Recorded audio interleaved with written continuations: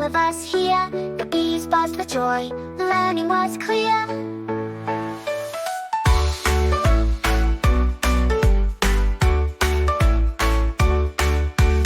I is for insect, like all of us here. The bees buzzed with joy, learning was clear.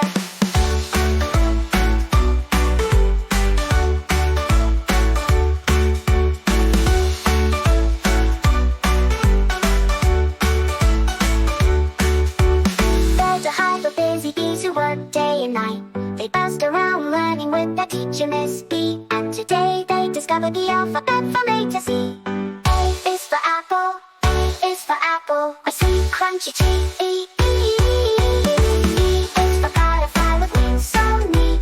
C is for caterpillar munching on a leaf. D is for daisy, so bright in the heat.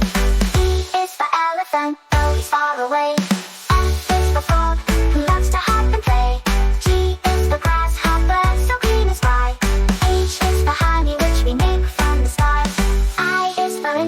Like all of us here, the bees buzzed with joy, learning was clear.